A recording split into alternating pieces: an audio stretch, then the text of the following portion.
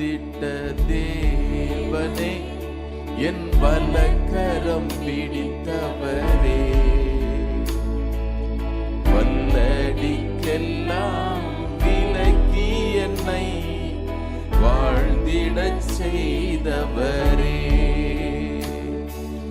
வழுவாமல் காத்திட்ட தேவனே, என் வலக்கரம் பிடித்தவரே,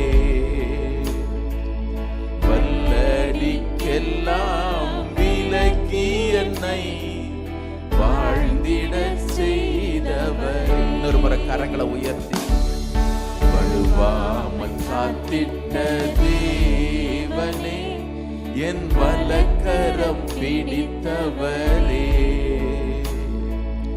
வல்லடிக்கெல்லாம் விலக்கி என்னை வாழ்ந்திடச் செய்தவரே. ஆயிரம் நாவிருந்தாலும் நன்றி சொல்லி தீராதே, வாழ்நாளெல்லாம் உம்மை பாட வார்த்தைகளும் போதாதே. ஆயிரம் நாவிருந்தால் நன்றி சொல்லி தீராதே, வாழ்நாளெல்லாம் உம்மை பாட வார்த்தைகளும் போதாதே. நான் உள்ளளவும் துதிப்பேன் உன்னதர் இயேசுவே, நான் உள்ளளவும் துதிப்பேன் உன்னதர் இயேசுவை. என் வாழ்க்கையில் இதெல்லாம் வேணும்னு நம்ம நினைக்கலாம், ஆனா இதுவரைக்கும் அவர் நம்ம நடத்தினார்ல, அதை நினைச்சு துதி, அதை நினைச்சு துதி. வாழ்க்கையில் இருக்கிற சோர்வுகள் எல்லாம் நீங்கட்டும். இன்னைக்கு நிறைய பேர் வாழ்க்கையில் அப்படி ஒரு மாதிரி சோர்வு. வேதம் சொல்லுகிறது, கர்த்தருக்கு காத்திருக்கிறவங்க எல்லாம் புது பலன் அடைவார்கள். பாருங்க, நன்மை வரும் நன்மை வரும் காத்திருக்கிறவங்க எல்லாம் சோர்ந்துருவாங்க. உலகத்துல காத்திருக்கிறது, வேதம் சொல்லுகிறது, நெடுங்காலம் காத்திருக்கிறது இருதயத்தை இழைக்க பண்ணும். நான் கர்த்தர் சொல்றாரு, அவருக்கு யாரு காத்திருக்கிறாங்களோ அவங்களுக்கு இழைப்பு இல்லை, புது பலன். புது பலன். செட்டைகள் எடுத்து எழும்புவார்கள்னா என்ன அர்த்தம்? இந்த நேச்சுரல் லாஸ்லாம் இருக்குது பாருங்க, விதிகள், அதெல்லாம் ஒரு நாள் இழுக்கவே இழுக்காது. புவியீர்ப்பு விசை இழுக்காது, இப்படி நடந்தாதான் இப்படி, அதெல்லாம் இழுக்கவே இழுக்காது. எத்தனை பாரங்கள் இழுத்தாலும் செட்டைகளை அடித்து உயர எழும்புவார்கள். இன்னைக்கு கர்த்தருக்கு காத்திருக்கிறோம்ல, யார் யாரெல்லாம் தேவன் எனக்கு இதை செய்வார்னு காத்திருக்கிறோமோ, கர்த்தர் சொல்றாரு, நீ செட்டைகள் எடுத்து உயர எழும்புவ, நீ உயர எழும்ப செய்வேன், நான் செய்வேன், என் பலனை நான் உனக்கு தருவேன், என் பலனை தருவேன். எதெல்லாம் நீ பார்த்து அப்படி மலைச்சு போய் நின்னியோ அதெல்லாம் உன் காலுக்கு கீழே இருக்கிறது நீ பார்ப்ப, அதெல்லாம் உன் காலுக்கு கீழே இருக்கும். எதெல்லாம் பார்த்து நீ பெருமூச்சு விட்டியோ, எதெல்லாம் பார்த்து நீ அப்படி கலங்கி நின்னியோ அதெல்லாம் உன் காலுக்கு கீழே வரும். Thank you lord, we praise. உம்மை துதிக்கிறோம், உம்மை துதிக்கிறோம். இந்த ஆகஸ்ட் மாதம் முழுவதும் அவருடைய கரத்துல கொடுப்போம். ஆண்டவரே, நீங்க என்ன நடத்துங்க ஐயா, என் காரியத்தை உம்மிடத்துல சாட்டி விட்டேன்னு எரேமியா சொன்னானே, சொல்லுங்க. குடும்பத்தை, பிள்ளைகளை, வியாபாரத்தை, செய்கிற வேலையை, ஊழியத்தை, நம்முடைய ஹெல்த்தை, நம்முடைய போக்கை, நம்முடைய வரத்தை எல்லாவற்றையும் அவருடைய கரத்துல ஒப்பு கொடுப்போம். ஆண்டவரே, நீங்க நடத்துங்க, ஆண்டவரே நீங்க நடத்துங்க. எனக்கு முன்பாக நீங்க போறீங்களா, இதற்காக ஸ்தோத்திரம். உங்க மேல என் கண்ணை பதுக்கி நீங்க எனக்கு உதவி செய்யுங்க. நல்ல மேய்ப்பன் தன்னுடைய ஆடுகளை வெளியே விட்ட பின்பு அவைகளுக்கு முன்பாக சொல்லுகிறான். நம்முடைய மேய்ப்பர், நல்ல நேசர், இந்த மாதம் முழுவதும் நமக்கு முன்பாக அவர் சொல்லுகிறார். ஆமென். தேவை ஒன்னே ஒண்ணுதான், உங்க கண்ணை அவர் மேல பதிச்சிருங்க, உங்க கண்ணை அவர் மேல பதிச்சிருங்க. மற்ற எல்லாவற்றையும் அவர் பார்த்து கொள்வார். ஹல்லேலூயா. நன்றி நன்றி நன்றி நன்றி இயேசுவே, உமக்கு நன்றி நன்றி நன்றி. இந்த மாதம் முழுவதையும் ஒப்பு கொடுக்கிறோம். வார்த்தையின் வாசஸ்தலத்தை ஒவ்வொரு குடும்பங்களை ஒப்பு கொடுக்கிறோம். எங்களோடு இணைந்திருக்கிற நல்ல தேவ பிள்ளைகளுடைய குடும்பங்களை ஒப்பு கொடுக்கிறோம். ஒவ்வொன்றையும் கர்த்தர் நீர் பொறுப்பேற்று நடத்துவீராக. இந்த மாதம் எங்கள் ஆண்டவர் பெரியவர் என்பதை ருசிக்கிற ஒரு மாதமா இருப்பதாக ஆண்டவரே நாங்கள் ஒன்று சேர்ந்து இந்த வேலையில நாங்கள் டிக்ளேர் பண்ணுகிறோம். நசரேயனான இயேசு கிறிஸ்துவின் நாமத்தினாலே ஆகஸ்ட் மாதத்தில் ஒவ்வொரு நாளும் நன்மையும் கிருபையும் தொடர்வதாக. நசரேயனான இயேசு கிறிஸ்துவின் நாமத்தினாலே ஆகஸ்ட் மாதத்தில் எங்களுக்கு சுகம் உண்டாவதாக. நசரேயனான இயேசு கிறிஸ்துவின் நாமத்தினாலே நாங்கள் திகிலுக்கு தூரமாவோம், அது எங்களை அணுகுவதில்லை ஐயா. நசரேயனான இயேசு கிறிஸ்துவின் நாமத்தினாலே எங்களுக்கு ஆகஸ்ட் மாதத்தில் திறக்கிற புதிய வாசல்களுக்காக ஸ்தோத்திரம். நசரேயனான இயேசு கிறிஸ்துவின் நாமத்தினாலே தேவ சமாதானம் எங்கள் இருதயங்களை ஆளுகை செய்கிறபடியினாலே ஸ்தோத்திரம். நசரேயனான இயேசு கிறிஸ்துவின் நாமத்தினாலே மனுஷர்கள் கண்களில் எங்களுக்கு தயவு கிடைக்கிறபடியினாலே ஸ்தோத்திரம். நசரேயனான இயேசு கிறிஸ்துவின் நாமத்தினாலே தடைப்பட்ட நன்மைகள் எங்களை நோக்கி புறப்பட்டு வருகிறபடியினாலே ஸ்தோத்திரம். நசரேயனான இயேசு கிறிஸ்துவின் நாமத்தினாலே பிசாசு எங்களுக்கு விரோதமாய் கொண்டு வருகிற சகல சதி திட்டங்களும் கர்த்தர் நிர்மூலமாக்குகிறபடியினாலே ஸ்தோத்திரம். நசரேயனான இயேசு கிறிஸ்துவின் நாமத்தினாலே நீர் எங்களை வாழ்ந்தோங்கி செழித்தோங்கி இருக்க செய்கிறபடியினாலே ஸ்தோத்திரம். நசரேயனான இயேசு கிறிஸ்துவின் நாமத்தினாலே ஆண்டவரே பரலோகம் எங்களுக்காக கிரியை செய்கிறபடியினாலே ஸ்தோத்திரம். Thank you Lord. உமக்கு நன்றி உமக்கு நன்றி உமக்கு நன்றி. தொடர்ந்து எங்கள் நடுவிலே நீரே உயர்ந்தோம். மீட்பர் இயேசுவின் நாமத்தில் எங்களை தாழ்த்தி ஜெபிக்கிறோம் நல்ல பிதாவே, ஆமென். உட்காரும். கர்த்தருடைய பரிசுத்த நாமத்திற்கு மகிமை உண்டாவதாக. இந்த காலை வேளையிலே கர்த்தருடைய சமூகத்திலே கூடி வந்திருக்கிற உங்கள் யாவரையும் ஆண்டவராக இயேசு கிறிஸ்து நாமத்தினாலே அன்போடு கூட வாழ்த்துகிறேன், வரவேற்கிறேன். வாசிக்கலாம். ஏசாயா தீர்க்கதரிசன புஸ்தகம் 55வது அதிகாரம் 12, 13 ஆகிய வசனங்களை நம்ம வாசிப்போம். நீங்கள் மகிழ்ச்சியாய் புறப்பட்டு சமாதானமாய் கொண்டு போகப்படுவீர்கள். பர்வதங்களும் மலைகளும் உங்களுக்கு முன்பாக கம்பீரமாய் முழங்கி வெளியின் மரங்கள் எல்லாம் கைகொட்டும். முட்செடிக்கு பதிலாக தேவதாரு விருட்சம் முளைக்கும். காஞ்சொரிக்கு பதிலாக மிருது செடி எழும்பும். அது கர்த்தருக்கு கீர்த்தியாகவும் நிர்மூலமாகாத நித்திய அடையாளமாகவும் இருக்கும். ஆமென். இந்த 12, 13 ஆகிய வசனங்கள் கர்த்தருடைய பிள்ளைகளுடைய வாழ்க்கையிலே தேவன் அவர் நிறைவாய் வைத்திருக்கிற அல்லது அட் த எண்ட் முடிவிலே அவர் வைத்திருக்கிற ஆசீர்வாதங்களாக நாம் பார்க்கிறோம். ரொம்ப அற்புதமான ஒரு அதிகாரம்.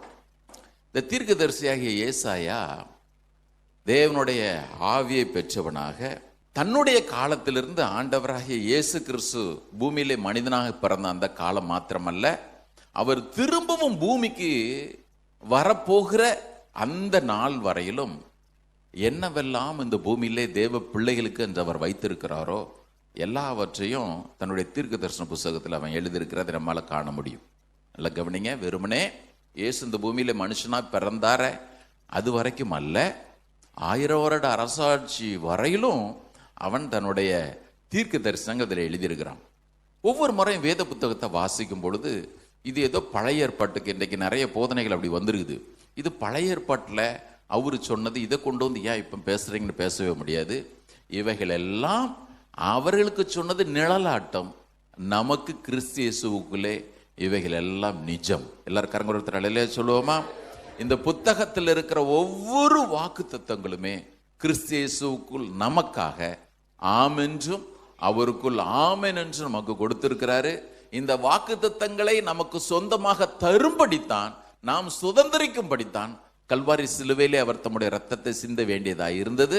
நமக்காக அவர் சாபமாக மாற வேண்டியதா இருந்தது. அந்த பெரிய பாக்கியத்திற்காக எல்லாரும் ஆண்டவரை நன்றியோடு கூட துதிப்போமா?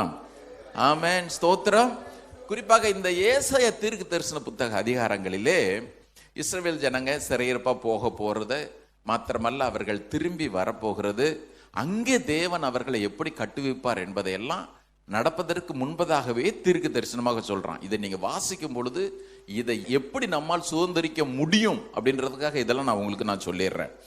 இங்கே சிறையிருப்பில் இருந்து தேவன் அவர்களை மீட்டு கொண்டு வருவது மாத்திரமல்ல, நம்முடைய வாழ்க்கையில் அவருடைய ஆளுகை எப்படியெல்லாம் விளங்குது, இனி வரக்கூடிய நாட்களில் அவைகள் எப்படியெல்லாம் விளங்கும், எப்படி விளங்க வேண்டும் என்பதையெல்லாம் ரொம்ப அற்புதமாக நமக்கு புரியுற விதமாக எழுதுகிறார்.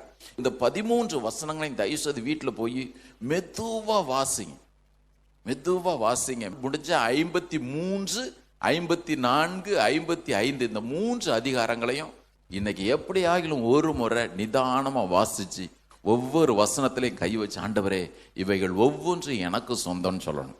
53வது அதிகாரத்திலே ஆண்டவர் இயேசு கல்வாரி சிலுவையிலே படப்போகிற பாடுகள், அந்த பாடுகளின் மூலமாக நமக்கு கிடைக்கிற நன்மைகள், ஆசீர்வாதங்கள் என்ன, எல்லாவற்றையும் விலாவாரியாக எழுதுறார். 54வது அதிகாரத்தில் நீங்க பார்ப்பீங்கன்னா தனிப்பட்ட விதத்தில் அந்த மரணத்தின் மூலமாக நமக்கு கொடுக்கப்படுகிற சமாதானம், விடுதலை என்ன என்பதை சொல்றார். 55வது அதிகாரத்துல தொடர்ந்து வரக்கூடிய ஆசீர்வாதங்கள், நிந்தை அவமானங்கள் எல்லாம் நீக்கப்பட்டு தேவனுடைய நன்மைகளை, செழிப்பை நம்முடைய வாழ்க்கையில பெற்று அனுபவிக்கிறது எழுதுறார். நீங்க 1-2 வசனங்களை வாசிச்சீங்கன்னா உங்களுக்கு அது புரியவே புரியாது. 53வது அதிகாரத்திலிருந்து அது தொடங்குது, கிறிஸ்துவனுடைய சிலுவை பாடுகள் இருந்து அது தொடங்குது. 54வது அதிகாரத்தில் அவர் அலுவலகமான சமாதானம் பெருசு. 55வது அதிகாரத்தில் இத்தனை நன்மைகளை இழந்து போனதை, காஞ்சொரிக்கு பதிலாக தேவதார் விருட்சம் முளைக்கிற அனுபவங்களை எல்லாம் கர்த்தர் கொடுக்கிறாரு. நான் விசுவாசிக்கிறேன், நான் டிக்ளேர் பண்ணுகிறேன், நசரேயனான இயேசு கிறிஸ்துவின் நாமத்தினாலே ஒவ்வொரு தேவ பிள்ளைகளுடைய வாழ்க்கையிலும் இந்த வார்த்தைகள் ஒன்றும் குறைவில்லாமல் வந்து பலிப்பதாக. ஆமென். என்னுடைய வாழ்க்கையில வந்து பலிப்பதாக, உங்களுடைய வாழ்க்கையில வந்து பலிப்பதாக. அதுல இன்னொரு முக்கியமான காரியத்தை நீங்க கவனிச்சிடணும்.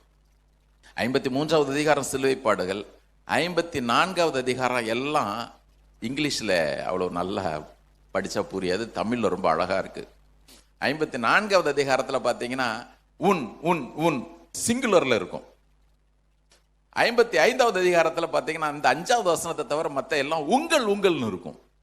இந்த வாசிக்கும் பொழுதுதான் கவனிக்கிறேன், இது சபையாருக்கு கொடுக்கப்படுகிற ஆசீர்வாதங்கள், ஒரு தேசத்துக்குன்னு சொல்ல முடியாது, ஒரு சபைக்கு கொடுக்கப்படுகிற ஆசீர்வாதங்கள். ஆனா 54வது அதிகாரத்துல பெரும்பாலும் உன், உனக்கு, உனக்கு, உன்னுடைய அப்படின்னே இருக்கும். ஆண்டவர் எப்படியோ தனியா கொடுத்தாலும் சரி, கூட்டமா கொடுத்தாலும் சரி, எல்லாவற்றையும் நம்ம சுதந்திரிக்க போகிறோம். கர்த்தர் நல்லவர். ஆமென். பாருங்க, வாழ்க்கையில சில நேரத்தில் காரியங்கள் புரிகிறதே இல்லை.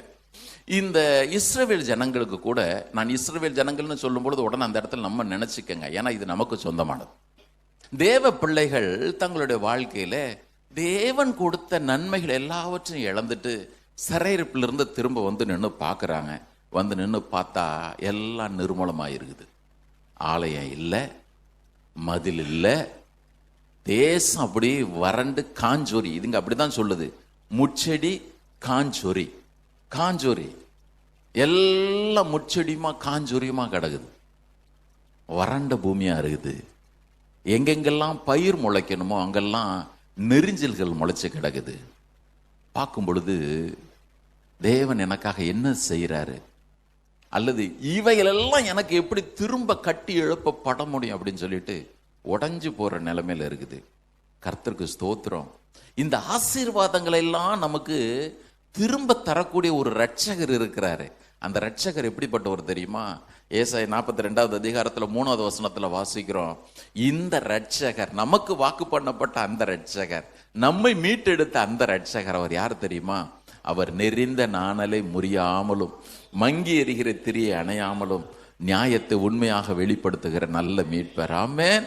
எதனால இந்த ஆசீர்வாதங்களை எனக்கு நிச்சயமா சொந்தம் அப்படின்னு கேட்டீங்கன்னா, என்னுடைய இயேசுனால எனக்கு நிச்சயமாக சொந்தம். இந்த இயேசு எப்படிப்பட்டவர் அப்படின்னு கேட்டீங்கன்னா, உன் வாழ்க்கையில பிரச்சனையா, உன்னால திரும்ப தூக்கி எடுக்க முடியாது. பொதுவாக உலகம் எப்படிப்பட்ட உலகம் தெரியும்ல, ஒரு மனுஷனுடைய வாழ்க்கை திரும்ப கட்டி எழுப்பப்பட முடியல, அவ்வளவுதான், அவன் அதோட மூழ்கி போயிடுவானா, அவனை விட்டு கொஞ்சம் விலகும் பாருங்க. ஆனா நம்முடைய நேசர் யாரு தெரியுமா? வேதம் சொல்லுகிறது, அவர் நெறிந்த நாணலை முறியாதவர், மங்கி எரிகிற திரியை அணையாதவர். இங்க அவர் சொல்றாரு, எல்லாரும் வாங்க, நான் சொல்றதை கேளுங்க, நான் சொல்றதை கேளுங்க, நான் சொல்றதை கேளுங்க, அப்பொழுது உங்களுடைய ஆத்மா பிழைக்கும், உங்களுக்கு நன்மை உண்டாகும். எல்லாரையும் அழைக்கிறார். இந்த அழைப்பிற்கு யாருமே விதிவிலக்கே அல்ல. நீங்க இந்த 55வது அதிகாரத்தில் நீங்க வாசிச்சீங்கன்னா 1-5 வரையிலான வசனங்கள் தேவன் கொடுக்கிற அழைப்பு, எல்லாருக்கும் கொடுக்கிற அழைப்பு, உங்களுக்கு கொடுக்கிற அழைப்பு, எனக்கு கொடுக்கிற அழைப்பு. 6-9 வரையிலும் உள்ள வசனங்கள் நீங்க வாசிச்சீங்கன்னா ஆண்டவர் கொடுக்கிறதான எச்சரிப்பு.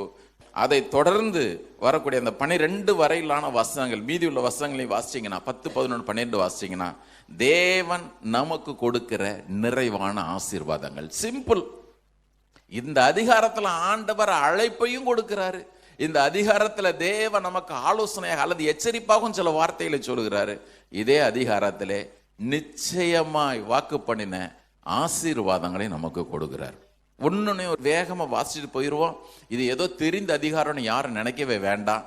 இந்த மாதத்திலிருந்து ஆண்டவரே ஒவ்வொரு நாளும் நீர் எனக்கு இதை செய்யணும். ஆமென். கர்த்தர் நல்லவர். இந்த 55வது அதிகாரத்துல பாருங்க, முதலாவது அவர் சொல்றார், ஓ தாகமா இருக்கிறவர்களே நீங்கள் எல்லாரும் தண்ணீர் அண்டைக்கு வாருங்கள், பணம் இல்லாதவர்களே நீங்கள் வந்து வாங்கி சாப்பிடுங்கள், நீங்கள் வந்து பணமும் இன்றி விலையுமின்றி திராட்சரசமும் பாலும் கொள்ளுங்கள், உங்களுக்கு நான் திருப்தியை தர்றேன், உங்களோட நான் உடன்படிக்கையை ஏற்படுத்துறேன். இந்த மனுஷனுக்கு வந்து பாருங்களேன், திருப்தின்றது வேற வேற நிலைமையில இருக்கும். ஆண்டவர் சொல்றாரு, நீ எப்படிப்பட்டவனா இருந்தாலும் உனக்கு நான் திருப்தியை தர்றேன். ஆமென். எப்படிப்பட்டவனா இருந்தாலும் நான் திருப்தியை தர்றேன். நான் அடிக்கடி இந்த கதையை சொல்றது உண்டு பாருங்க. ஒருத்தன் பெரும் பணக்காரர், அவரு பீச்சில் அப்படியே உட்காந்து தூண்டில போட்டு மீன் பிடிச்சிக்கிட்டே இருந்தார். அங்கே பக்கத்தில் போட்டாண்ட ஒரு மீனவன் அப்படி அரகுற ட்ரெஸ்ஸோட உட்காந்து சாஞ்சிட்டு இருந்தான். இந்த பணக்கார அவனை பார்த்து கேட்டார், ஏன்பா மீன் பிடிக்க போலியா? நான் காலையில மீன் பிடிச்சிட்டு வந்துட்டாங்க. எவ்வளோ கிடைச்சிது? இன்னைக்கு ஒரு 100 ரூபா கிடைச்சிது. சரி, சும்மா உட்காந்துட்டு இருக்கிறியே, அந்த 100 ரூபா கிடைச்சதுல திரும்ப மீன் பிடிக்க போனாலும் இன்னொரு 100 ரூபா கிடைக்கும்ல, அவங்ககிட்ட 100 ரூபாய் வச்சு என்ன செய்யறதுன்னு கேட்டான். அவர் சொன்னாரு, இன்னும் கொஞ்சம் வருமானத்தை பெருக்குன்னா நல்லா இருக்கும்ல, வருமானத்தை பெருக்கி என்ன பண்றதுன்னு கேட்டான். அவர் சொன்னாரு, இன்னொரு வலையை வாங்கலாம்ல, இன்னொரு வலையை வாங்கி என்ன பண்றது, இன்னொரு போட்டு வாங்கலாம்ல, இன்னொரு போட்டை வாங்கி என்ன பண்றது, இன்னும் நல்ல பணம் சம்பாதிக்கலாம்ல, பணம் சம்பாதிச்சு என்ன பண்றது, ஒரு வீட்டை கட்டலாம்ல, வீட்டை கட்டி என்ன பண்றது, எல்லாம் நல்ல வசதி வாய்ப்பை பெருக்கி என்ன மாதிரி ஹாயா உட்காந்துருக்கலாம்ல. அவன் சொல்றான், அதைத்தான் நான் இப்பவும் பண்ணிட்டு இருக்கிறேன். இவருக்கு திருப்தி அங்க, அவனுக்கு திருப்தி இங்க. ஆனால் ஆண்டவர் சொல்றாரு, நீ யாரா இருந்தாலும் சரி உன்னுடைய வாழ்க்கையிலே திருப்தியை கொடுக்கிறவர் நான் மாத்திரம்தான். கரங்களோட சத்தம் அலையிலே சொல்லுவோமா? அதனாலதான் இயேசு சொன்னாரு யோவான் 6:27, அழிந்து போகிற போஜனத்திற்காக அல்ல, நித்திய ஜீவன் வரைக்கும் நிலை நிற்கிற போஜனத்திற்காக கிரியை நடப்பியுங்கள், அதை மனுஷகுமாரன் உங்களுக்கு கொடுப்பார். ஒரு சொல்லுவோமா? எதுக்கு நான் இந்த வசனங்கள் உங்களுக்கு சொல்றேன்னா, வாழ்க்கையில ஒவ்வொரு முறையும் திருப்தியற்ற சூழ்நிலையில ஆண்டவரே நான் உம்மிடத்துல வர்றேன் ஐயா, நீர் என்ன திருப்தியாக்கும், என்னை விசுவாசிக்கிற உள்ளத்திலிருந்து ஜீவ தண்ணீரோட நதிகள் போகும்னு சொன்னீரே, அதற்காக நீர் என்ன அழைத்திருக்கிறீர். ஆண்டவர் பாருங்க, இங்கெல்லாம் ரொம்ப ஃப்ரீயா கொடுக்கிற மாதிரி அழைக்கிறாரு. அப்படித்தான் சொன்னார், ஒருவன் தாகமா இருந்தால் என்னிடத்துல வந்து பானம் பண்ண கடவன், என்னை விசுவாசிக்கிறவன் உள்ளத்திலிருந்து ஜீவ தண்ணீரோட நதிகள் ஓடும். இங்கே அவர் அதை தான் சொல்றார், ஓ தாகமா இருக்கிறவங்க எல்லாரும் என்னிடத்துல வாங்க, பசியா இருக்கிறவங்க என்னிடத்துல நீங்க வாங்க. தேவை ஒன்னே ஒண்ணுதான், இந்த ஆண்டவரை நெருங்கி சேரக்கூடியதான ஒரு அனுபவம். இதெல்லாம் எங்கிருந்து திரும்ப தொடங்குது? கர்த்தர் மேசியாவை நடுவில் நிறுத்தி இதை சொல்றாரு. ஒரு அலையில சொல்லுவோமா? 4வது வசனத்துல பாருங்க, இதோ அவரை ஜனக்கூட்டங்களுக்கு சாட்சியாகவும் ஜனங்களுக்கு தலைவராகவும் அதிபதியாகவும் ஏற்படுத்தினேன். அதுக்கு முந்தின வசனத்துல சொல்றாரு, தாவீதுக்காரர்களின் நிச்சயமான கிருபைகளை உங்களுக்கு நித்திய உடன்படிக்கையாக நான் ஏற்படுத்துவேன். இந்த பூமியில இயேசு தாவீதினுடைய அரியாசனத்துல நாள் ஒன்றில் உட்கார போகிறாரு. அதை பேஸ் பண்ணி தான் எல்லா ஆசீர்வாதங்களும். எதற்காக இதை நீங்களும் நானும் கண்டிப்பா சுதந்திரிச்சு ஆகணும்னு கேட்டீங்கன்னா, நடுவுல என்னுடைய இயேசு வந்து நிற்கிறபடியினாலே, அவர் கொடுத்த மீட்பை நாம் பெற்றிருக்கிறபடியினாலே, ஆண்டவரே நீர் கொடுக்கிறதான திருப்தி, அதற்கான அழைப்பை நீர் கொடுத்திருக்கிறீர், ஒன்றும் குறைவில்லாமல் என்னுடைய வாழ்க்கையில் நான் அனுபவிப்பேன் ஐயா. எல்லாரும் கரங்களோட சத்தம் ஒரு அலையில சொல்லுவோமா? நல்ல ஆண்டவர், நல்ல ஆண்டவர். அடுத்த 6-9 வரலான வசனங்கள்ல ஆண்டவர் ஒரு எச்சரிப்பை கொடுக்கிறார். உனக்கு வாக்கு பண்ணிட்டேன், திருப்தியை நான் வாக்கு பண்ணிட்டேன், நீ செய்ய வேண்டிய காரியம் ஒண்ணு உண்டு. என்ன அப்படின்னு கேட்டீங்கன்னா, இந்த 6வது வசனத்தை அப்புறம் பார்க்கலாம். இந்த 7, 8, 9, 10, 11 வசனங்கள்ல நீங்க வீட்டுல போய் வாசிச்சீங்கன்னா ஆண்டவர் ஒரு காரியத்தை சொல்றார். என்ன அப்படின்னு கேட்டீங்கன்னா, 1, துன்மார்க்கனுடைய வழி, அக்கிரமக்காரனுடைய நினைவு. நல்ல மனசுல வச்சுக்கங்க, இது யாருக்கோ சொல்றாருன்னா நீங்க நினைச்சிடக்கூடாது. அந்த வசனத்தை எடுங்க பார்ப்போம். 7வது வசனம், துன்மார்க்கன் தன்னுடைய வழி, அக்கிரமக்காரன் தன் நினைவுகள் இவைகளை விட்டு கர்த்தரிடத்திலே திரும்ப கடவன்.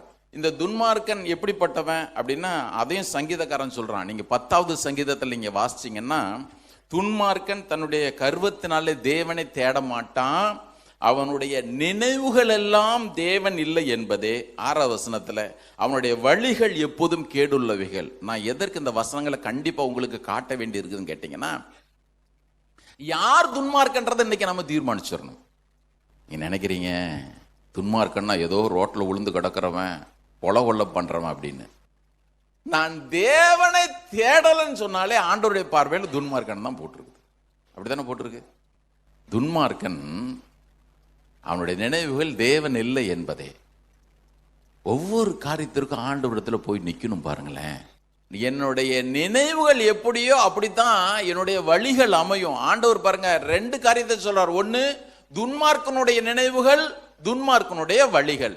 இங்கேயும் சொல்றாரு என்னுடைய நினைவுகள், என்னுடைய வழிகள்.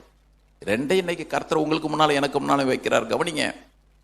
ஒன்னு துன்மார்க்கனுடைய நினைவுகள், அவனுடைய நினைவு எப்படி அப்படிதான் அவனுடைய வழி இருக்கும். அப்பா நான் பார்த்துப்பேன், செஞ்சுப்பேன். கர்த்தர் சொல்றாரு, இங்க பார், உன்னுடைய நினைவு, உன்னுடைய வழி எப்படி இருக்கணும் தெரியுமா?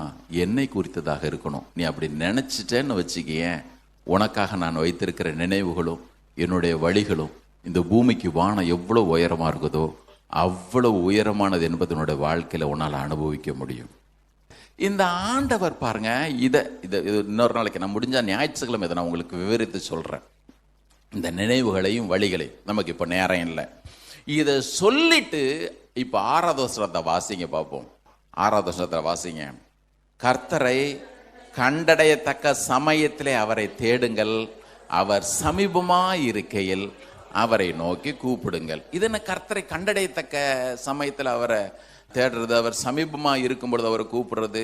வேதம் சொல்லுகிறது அப்போஸ்தலர் நடவடிக்கையில் அப்போஸ்தலனாகிய பவுல் சொல்லும் பொழுது, அவர் நம்மில ஒருவருக்கும் தூரமானவர் அல்லவே. நம்மள ஒருத்தருக்கும் அவர் தூரமானவர் அல்ல. ஆனா இங்க ஏசாயா சொல்லும் பொழுது சொல்றான், கர்த்தரை கண்டடையத்தக்க சமயத்தில் அவரை தேடுங்கள், அவர் சமீபமாய் இருக்கையில் அவரை நோக்கி கூப்பிடுங்கள்னு சொன்னா, ஒவ்வொரு நாளும் தேவன் எனக்கு இத்தனை நன்மைகளை வாக்கு பண்ணினாலும் இன்றிலிருந்து ஒரு தீர்மானம் எடுங்க. கர்த்தருடைய பிள்ளைங்க கவனிங்க, சகோதரர்கள் இருக்கிறீங்க, சகோதரிகள் இருக்கிறீங்க. ஒவ்வொரு நாளும் நான் என்னுடைய வாழ்க்கையிலே தேவனை தேடி அன்னன்னைக்கு அவர் வைத்திருக்கிற நன்மைகளை என்னுடைய வாழ்க்கையில பெற்று அனுபவிக்கணும். நிறைய பேர் பாருங்க அதை விட்டுருவாங்க. நான் உங்களுக்கு ஒரு சம்பவத்தை சொன்னேன்னா நேற்று தான் அதை உட்காந்து யோசிச்சுக்கிட்டே இருந்தேன், இதை நம்ம எப்படி இவ்வளோ நாள் கவனிக்காம விட்டோம். நீங்க ஒவ்வொரு நாளும் ஆண்டவர் நமக்கு அன்னன்னைக்கு தேவையான கிருபைகளை ஒவ்வொரு நாளும் கொடுக்கிறவரா இருக்கிறார். நீங்க ஒரு வசனத்தை வாசிங்கன்னா உங்களுக்கு புரியும். தமிழ்ல அது ஏன் அப்படி எழுதி வச்சிருக்கிறாங்கன்னு எனக்கு தெரியல. ஆனா தமிழ்ல எழுதப்பட்ட அர்த்தம் என்ன பொறுத்த மட்டிலும் தவறுன்னு தான் நான் சொல்லுவேன். இங்கிலீஷ்ல தான் ரொம்ப நல்லா இருக்கு. சங்கீதம் 68:19, Psalm 68:19 அவன் சொல்றான், என்னாலும் ஆண்டவருக்கு ஸ்தோத்திரம் உண்டாவதாக, நம்மேல் பாரம் சுமத்தினாலும் நம்மை ரட்சிக்கிற தேவன் அவரே. அதை வாசிக்கும் பொழுது ஆண்டவர் என்னமோ டெய்லி நம்ம மேல பாரம் சுமத்துற மாதிரி இருக்கு. பட் இங்கிலீஷ்ல அப்படி இல்லை. ஒரு சில டிரான்ஸ்லேஷன்ல ஒவ்வொரு நாளும் நம்முடைய பாரங்களை சுமக்கிறவர் அவரே அப்படின்னு போட்டிருக்கு. எனக்கு என்னமோ அதுலயும் அவ்வளவு திருப்தி இல்லை. பட் கேஜேவில நல்லா இருக்குது, என்கேஜேவில இதே மாதிரி தான் போட்டிருக்குது. Blessed be the Lord who daily loads us with benefits. எல்லாரும் கரங்கள் எடுத்து சத்தம் சொல்லுவோமா? என்னாலும் ஆண்டவருக்கு ஸ்தோத்திரம் உண்டாவதாக, டெய்லி அவர் என்னை உபகாரங்களினாலே லோடு பண்றாராம். டெய்லி வண்டியில் லாரியில நிறுத்தி வச்சுட்டு டெய்லி லோடு ஏத்துவா அப்படின்ற மாதிரி இன்னைக்கு காலையிலையும் கூட ஆண்டவர் உங்களை என்னை நிறுத்தி வச்சு வண்டி காலி வண்டி loads us with benefits. இதனால ஆண்டவருக்கு ஸ்தோத்திரம் உண்டாவதாக. அதனால தான் சொல்றேன், கர்த்தரை கண்டடையத்தக்க சமயத்தில் அவரை தேடுங்கள், அவர் சமீபமா இருக்கையில் கூப்பிடுங்கள்னா இன்னைக்கு கொடுக்கிற பெனிஃபிட்டை நாம இழந்துடவே கூடாது. இன்னொரு விதத்தில் நான் சொல்றேன் அந்த வசனத்தை, ஒவ்வொரு நாளும் கர்த்தரை தேடுங்கள், ஒவ்வொரு நாளும் அவர் சமீபமா இருக்கிறபடியினாலே ஒவ்வொரு நாளும் அவரை நோக்கி கூப்பிடுங்க. இன்னைக்கு நன்மையை மிஸ் பண்ணிட்டா, அதனால தான் அதிகாலையிலிருந்து கர்த்தரை தேடுறது அவசியம். சகோதரிகள் கவனிங்க, பிள்ளைகளுக்காக, குடும்பத்திற்காக அதிகாலையில் எழுந்து ஏன் அவரை தேடணும், சகோதரர்களை ஏன் எழுந்து தேவனை நாம தேடணும்னு சொல்லிக்கிட்டே இருக்கிறோம் அப்படின்னு கேட்டிங்கன்னா, ஒவ்வொரு நாளும் அவர் நன்மையினாலே நம்மை திருப்தி ஆக்கி கொண்டே இருக்கிறார். உதாரணத்திற்கு மார்க் 10வது அதிகாரத்தில் இந்த பர்திமேயு குருடனை பற்றி நம்ம வாசிக்கிறோம். பர்திமேயு குருடன், வேதம் சொல்கிறது, இயேசுவும் அவருடைய சீஷர்களும் எரிகோவிலிருந்து புறப்படுகையில் அவன் சொன்னான், ஆண்டவரே தாவீதின் குமாரனே நீர் எனக்கு இறங்கும் ஐயான்னு கூப்பிட்டான். எல்லாரும் பேசாமல் இருக்கும்படி அவனை அதட்டினார்கள். பேசாமல் இருக்கும்படி அவனை அதட்டினாலும் கூட அவன் என்ன தெரியுமா பண்ணான், தொடர்ந்து கூப்பிட்டுக்கிட்டே இருந்தான். நீங்கள் நினைக்கலாம், ஏன் இவ்வளோ கஷ்டப்பட்டு அவன் கூப்பிடணும் அப்படின்னு. நீங்கள் வாசிங்கன்னா அதற்கு பிறகு இருக்கிற 6 அதிகாரங்களிலே இயேசு எரிகோவை விட்டு போன பின்பு அதன் பிறகு எரிகோவுக்கு வரவே இல்லை. எருசலேமுக்கு போனார். அங்கே அவருடைய சிலுவை பாடுகளோடு இந்த பூமிக்குரிய வாழ்க்கை முடிந்தது. ஒருவேளை நாளைக்கு இயேசு எரிகோவிற்கு வரும்பொழுது நான் பார்த்து கொள்வேன் என்று அவன் சொல்லியிருந்திருப்பானே, ஆனால் நான் நினைக்கிறேன் சாகிற வரைக்கும் அவன் கண் தெரியாதவனா இருந்து தான் மறுத்திருந்திருப்பான். அவனுக்கு கொடுக்கப்பட்ட ஒரே ஒரு வாய்ப்பு, எனக்கு என்னமோ தெரியல, அவனுக்கு என்ன ரெவலேஷன் கிடைச்சதுன்னே தெரியல.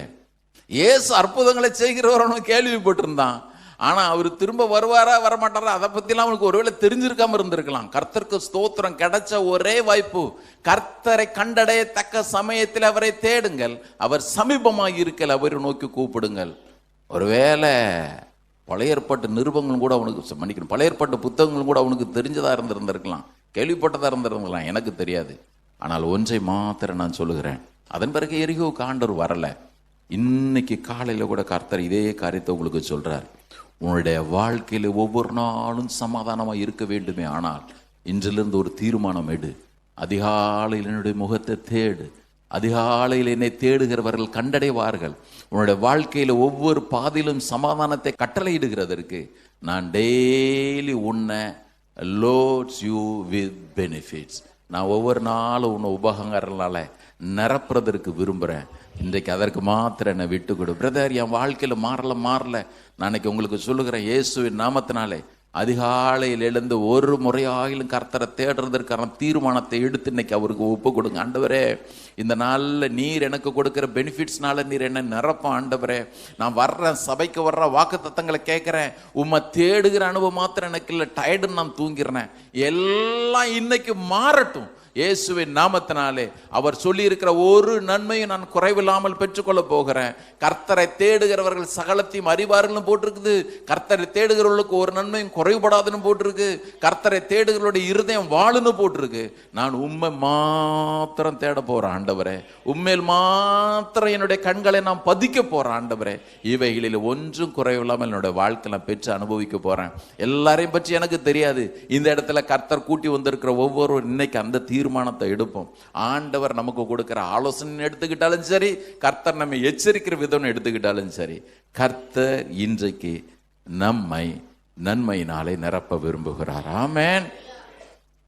அதனால தான் ஒவ்வொரு முறையும் ஆண்டோடைய ஆசீர்வாதங்களை சொல்லும் பொழுதெல்லாம் நான் முன்னால போட்டிருக்கிற கண்டிஷன்ஸையும் சேர்த்து வாசிடுறது நல்லது. இதெல்லாம் செஞ்சுட்டா தான் கடைசி 2 வசனங்கள் நமக்கு உரியது. சரி, இவ்வளோத்தையும் சொன்னார்ல, இப்போ இந்த வாக்கு தத்தங்கள்லாம் எப்படிப்பட்ட வாக்கு தத்தங்கள் பாருங்க. அதை வாசித்து முடிச்சிடலாமா?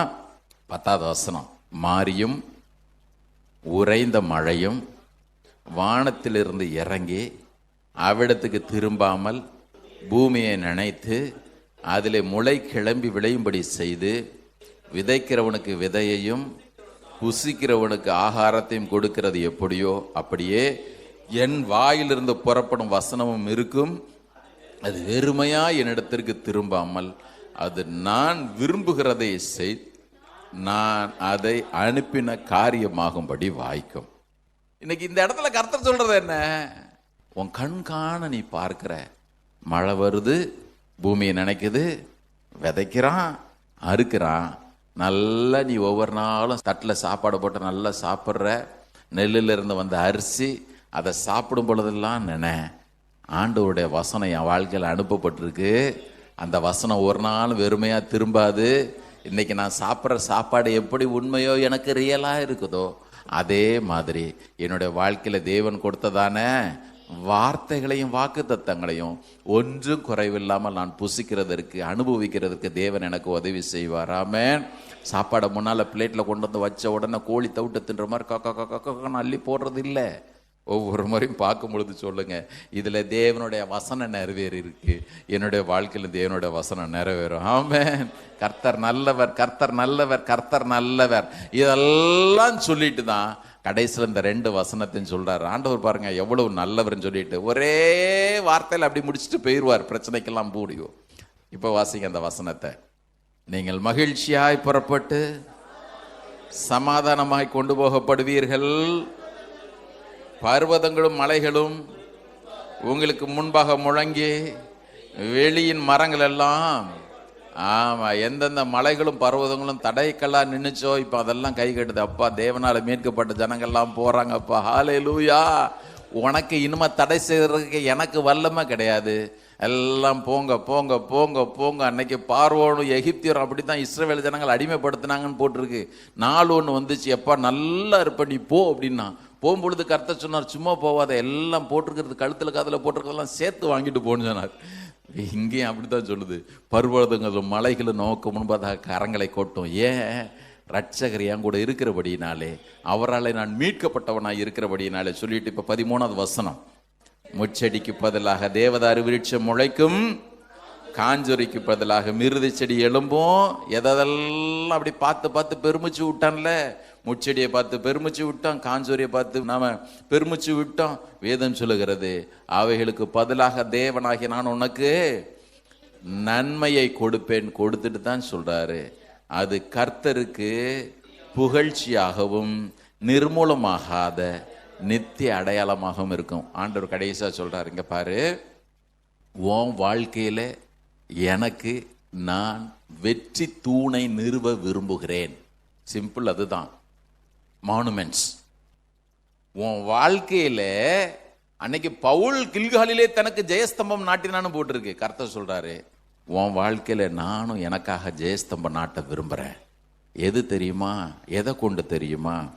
உன் வாழ்க்கையில எங்கெங்கெல்லாம் முச்செடிகளோ அங்கெல்லாம் தேவதாரு விருட்சம், எங்கெல்லாம் காஞ்சொரியோ அங்கெல்லாம் மிருது செடிகளை, இன்னும் கண்கவர் வண்ணமான மலர்களை மலர செய்து அதை வச்சு தான் நான் மற்றவங்களுக்கு சொல்லுவேன், இங்க பாரு, இவ வாழ்க்கையில் இந்த நன்மையை செஞ்சேன், இவ வாழ்க்கையில் நான் நினைவு தூணை எழுதி வச்சிருக்கிறேன், இவளுடைய வாழ்க்கையில நான் மகிமையானவர்களை செய்தேன்னு சொல்லிட்டு மற்றவர்களுக்கு அடையாள சின்னமாக தேவன் உங்களையும் என்னையும் மாற்றுவதாக வாக்கு பண்ணினார். எல்லாரும் கரங்களை சத்தமவர்கள் சொல்லுங்க, பிரதர், தேவன் ஒவ்வொரு முறையும் உங்களுக்கு எனக்கு வாக்கு தத்தங்களை கொடுத்துக்கிட்டே இருக்கிறாரு. ஏதோ வாசிச்சம் பிரதர், கேட்கறதுக்கு நல்லா இருக்குது, அப்படி விட்டுட்டு போறதற்கு அல்ல. இன்னிலிருந்து ஒரு தீர்மானம் எடுப்போம், இவைகள் ஒவ்வொன்றும் எனக்கு உரியது ஆண்டவரே, இவைகளுக்கு என்னுடைய வாழ்க்கையில வந்து நிறைவேறுவதற்கு நீர் கொடுத்ததான விலைக்கரையம் மிக பெருசு. இதிலே நீர் எவையெல்லாம் என்னுடைய வாழ்க்கையில விரும்புகிறீரோ அவைகள் ஒவ்வொன்றையும் நானும் நிறைவேற்றி நீர் எனக்கு உதவி செய்யும். இடைவிடாமலும் தேட எனக்கு உதவி செய்யும். என்னை பார்க்கிறவர்கள் எல்லாம் இவர்கள் தேவனாலே ஆசீர்வதிக்கப்பட்டவர்கள் என்று சொல்லத்தக்கதாக என்னுடைய வாழ்க்கை உமக்கு பிரியமுள்ள விதத்தில் மறுரூபமாக நீர் எனக்கு உதவி செய்ய ஐயா. நான் விசுவாசிக்கிறேன், உங்களுடைய வாழ்க்கையில் என்னுடைய வாழ்க்கையில நீங்கள் நானும் நினைப்பேன், ஆண்டவரே இவையெல்லாம் செஞ்சா தானே நீர் மகிமைப்படுவீர். கர்த்தர் சொல்லுவாரு, உன் வாழ்க்கையில நீ என்ன மகிமைப்படுத்த விரும்புறதை விட உன்னுடைய வாழ்க்கையில நான் மகிமைப்படுறதுல நான் ரொம்ப வைராக்கியமா இருக்கிறேன். ஆமென். நிறைய நேரத்தில் சொல்லுவாங்க, கர்த்தர் இப்படி செஞ்சா அவர் மகிமைப்பட்டுருவார். கர்த்தர் சொல்லுவாரு, அது எனக்கு தெரியும், உன்னுடைய வாழ்க்கையில என்னுடைய நாமத்தை மகிமைப்படுத்துகிறதிலே நான் தீவிரமா இறங்கியிருக்கிறேன், அதற்கான கிரியைகளை நடப்பிக்கிறேன், ஒன்றும் தவறாமல் நான் அவைகளை செய்து முடிப்பேன். ஏன் அப்படின்னு கேட்டீங்கன்னா, உனக்காக நான் ஜீவனையே கொடுத்தவன், இரத்தத்தை சிந்தினவன், வேற எதை நான் உனக்காக செய்யாமல் இருப்பேன். இன்றைக்கு அவருடைய பாதங்களை எல்லாரும் பிடித்து கொள்வோம். எல்லாரும் எழுந்து நிற்போம். தேங்க்யூ லார்ட், உமக்கு ஸ்தோத்திரம், நன்றியோடுமை துதிக்கிறோம் ஐயா. இந்த 13வது வசனத்தை ஒரு டிரான்ஸ்லேஷன் சொல்லுது, monuments to me, to God, living and lasting evidence of God. கர்த்தருக்கு தலைமுறை தலைமுறையாய் சாட்சியா தேவன் உங்களை என்னை மாற்றும்படியாக விரும்புகிறார். அவருடைய வார்த்தை ஒரு நாளும் பொய்யாகவே பொய்யாகாது. இன்றைக்கு இயேசுவின் நாமத்தினாலே இவைகள் ஒவ்வொன்றும் நம்முடைய வாழ்க்கையில் வந்து நடப்பதாக. ஆமென். நம்முடைய பிள்ளைகளை அவைகள் பின் தொடர்வதாக. ஆண்டவரே இவ்வளவு நாள் லைஃப் காஞ்சூரியா இருந்துச்சு ஐயா, இவ்வளவு நாள் முட்களும் திசுக்களும் நிறைஞ்சிருக்குது. கர்த்தர் சொல்றாரு, நான் தேவதாரு விருட்சங்களை முளைக்க செய்வேன். இவ்வளவு நாளும் காஞ்சூரியா இருந்துச்சு ஆண்டவரே. கர்த்தர் சொல்றாரு, மிருது செடிகள் விரும்பத்தகாதவைகள் இருந்த இடங்களில் எல்லாம் நீ அப்படியே கண்டு மகிழத்தக்கதான காரியங்களை என்னால் செய்ய முடியும். அதற்கான கிரிகளை நான் ஏற்கனவே தொடங்கி இருக்கிறேன். கர்த்தர் நமக்கு உதவி செய்யட்டும். எல்லாரும் கர்த்தரை ஸ்தோத்திரம் பண்ணுங்க பாப்பா. ஆண்டவரே உமக்கு நன்றி, ஆண்டவரே உமக்கு நன்றி, உமக்கு நன்றி, உமக்கு நன்றி, உமக்கு நன்றி, உமக்கு நன்றி, உமக்கு நன்றி ஐயா. ஆண்டவரே ஆகஸ்ட் மாதம் முழுவதும் நீர் என்னை உம்முடைய நாம மகிமைக்காக சாட்சியாக மாற்றும் ஆண்டவரே. என்னோட வாழ்க்கையில் நடைபெறுகிற ஒவ்வொன்றிலும் நீர் உயர்ந்திருப்பீராக. அதற்கென்று நான் அர்ப்பணிக்கிறேன். ஹல்லேலூயா, ஹல்லேலூயா, ஹல்லேலூயா, ஹல்லேலூயா. நன்றி, நன்றி, நன்றியோடுமை துதிக்கிறோம், நன்றியோடுமை துதிக்கிறோம். Thank you Lord, thank you Lord, thank you Lord, thank you Lord. எனக்காக யாவும் செய்து முடிப்பார் என் கர்த்தர் வாக்கு மாறிடா. எனக்காக யாவும் செய்து முடிப்பார் என் கர்த்தர் வாக்கு மாறிடா. தமக்கென்றும் பயந்திடும் பக்தர் யாவர் விருப்பமும் தவறாமல் நிறைவேற்றுவார். தமக்கென்றும் பயந்திடும் பக்தர் யாவர் விருப்பமும் தவறாமல் நிறைவேற்றுவார். எனக்காக யாவும் செய்து முடிப்பார். கரங்களை உயர்த்தி, எனக்காக செய்து முடிப்பார் என் கர்த்தர் வாக்கு மாறிடா. எனக்காக யாவும் செய்து முடிப்பார் என் கர்த்தர் வாக்கு மாறிடா. தமக்கென்றும் பயந்திடும் பக்தர் யாவர் விருப்பமும் தவறாமல் நிறைவேற்றுவார். தமக்கென்றும் பயந்திடும் பக்தர் யாவர் விருப்பமும் தவறாமல் நிறைவேற்றுவார். காலையும் மாலையும் வேளையும் கர்த்தரை கருத்துடன் பாடிடுவே. ஹல்லேலூயா, ஹல்லேலூயா. எல்லாரும் தேவன் கொடுத்த நல்ல வாக்கு தத்தங்களுக்காக எல்லாரும் கர்த்தரை ஸ்தோத்திரம் பண்ணுவோம். ஆண்டவரே என் வாழ்க்கையில் இருக்கிற எல்லா வறட்சிகளும் மாறணும். அதிகாலையில் உம்மை நான் தேடுவன் ஒரு பிரதிஷ்டையும் பண்ணுங்க. இன்னைக்கு தீர்மானம் எடுங்க. கண்டடையத்தக்க சமயத்தில் அவரை தேடுங்க. அவர் சமீபமா இருக்கல, அவரை நோக்கி கூப்பிடுங்க. ஒவ்வொரு நாளும் சமீபமா வர்றார். Thank you Lord, we praise you, we praise. அவருடைய திருப்பந்தியில பங்கு பெறுகிற நேரம் எல்லாரும் ஆண்டவரே ஒரு விஷயம் ரத்தத்தினால நீரினை கழுவும், ரத்தத்தினால நீரினை கழுவி சுத்திகரிப்பீராக ஐயா. Thank you Lord. இந்த மாதத்தினுடைய முதலாவது நாளிலே கர்த்தருடைய சமூகத்திலே வரவும், அவருடைய முகத்தை நோக்கி பார்க்கவும், அவருடைய பிரசன்னத்தை அனுபவிக்கும் கிருபை பாராட்டினவர். அவரோடு நம்மை ஐக்கியமுள்ளவர்களாக மாற்றும் சித்தம் கொண்டிருக்கிறார். எல்லாரும் கேட்ப ஆண்டவரே உமக்கு நன்றி ஐயா. கர்த்தர் தாமே இந்த ஆகஸ்ட் மாதத்தை நாம் காண செய்தபடி எல்லாரும் கர்த்தரை ஸ்தோத்திரம் பண்ணுவோம். இதுவரையிலே நம்ம நடத்தினார். இந்த மாதமும் அவர் நம்முடைய வாக்கு தத்தங்கள் எல்லாவற்றையும் நிறைவேற்றி நம்ம நடத்துகிறபடினால கர்த்தரை ஸ்தோத்திரம் பண்ணுவோம். ஸ்தோத்திரம் ஆண்டவரே, ஸ்தோத்திரம், ஸ்தோத்திரம். அன்பின் ஆண்டவரே, மறுபடியும் இந்த நல்ல மாதத்திற்காக நன்றி செலுத்துகிறோம். இந்த மாதத்தின் ஒவ்வொரு நாளும் நன்மையும் கிருபையும் தொடரட்டும் ஐயா. உம்முடைய பாதுகாப்பும் பராமரிப்பும் உம்முடைய பிள்ளைகளுக்கு உண்டாயிருக்கட்டும். கர்த்தாவே, இன்றைக்கு வர முடியாதவர்கள் நினைக்கிறோம், அவருடைய வாழ்க்கையிலும் தேவன் செய்கிற நன்மைகளுக்காக ஸ்தோத்திரம். வியாதியின் படுக்கையில் இருக்கிற ஒவ்வொரு கர்த்தர் திரும்ப எழுப்புவீராக, நிலைநிறுத்துவீராக. இந்த மாதத்தில் நடக்கிற ஒவ்வொரு ஊழியங்களுடைய கரங்களை ஒப்பு கொடுக்கிறோம். தொடர்ந்து ஐயா நீரே எங்களை வழி நடத்தும். எங்களுடைய வாழ்க்கை நீர் உயர்ந்திருப்பீராக. உடைய பிள்ளைகள் கொடுத்த இந்த காணிக்கையிலும் கர்த்தர் ஆசீர்வதியும். மல்கியா 3:10 நம்முடைய வாக்கு தத்தங்களுடைய வாழ்க்கையில் நிறைவேறட்டும். உமக்கு ஸ்தோத்திரம், துதி, கன, மகிமையெல்லாம் ஒருவருக்கு எடுக்கிறோம். மீட்பர் இயேசுவின் நாமத்தில் எங்களை தாழ்த்தி ஜெபிக்கிற நல்ல பிதாவே. நாம் எல்லாரும் சொல்லுவோம், என் ஆத்மாவே கர்த்தரை ஸ்தோத்திரே, என் முழு பரிசுத்த நாமத்தை ஸ்தோத்திரே, என் ஆத்மாவே கர்த்தரை ஸ்தோத்திரே, கர்த்தர் செய்த சகல உபகாரங்களை மறவாதே. ஆமென். நம்முடைய கர்த்தராகிய இயேசு கிறிஸ்துவினுடைய கிருபையும் பிதாவாகிய தேவனுடைய அன்பும் பரிசுத்த ஆவியின் ஐக்கியம் நம் ஒவ்வொருவரோடும் சகல பரிசுத்தவான்களோடும் கர்த்தருடைய வருகை மட்டும் இருப்பதாக. ஆமென். கர்த்தர் உங்களை ஆசீர்வதித்து உங்களை காக்க கடவர். கர்த்தர் தமது முகத்தை உங்கள் மேல் பிரகாசிக்கப்படி உங்கள் மேல் கிருபையா இருக்க கடவர். கர்த்தர் தம்முடைய முகத்தை உங்கள் மேல் பிரசன்னமாக்கி உங்களுக்கு சமாதானத்தை, மகிழ்ச்சி, விடுதலையும் தேவன் இன்றைக்கு சொல்லியிருக்கிற சகல நன்மைகளையும் தந்தருளுவாராக. ஆம். God bless you. God be with you. Have a blessed month. ஒருத்தருக்கு ஒருத்தர் சமாதான வாழ்த்தலை சொல்லி கடந்து செல்வோம்.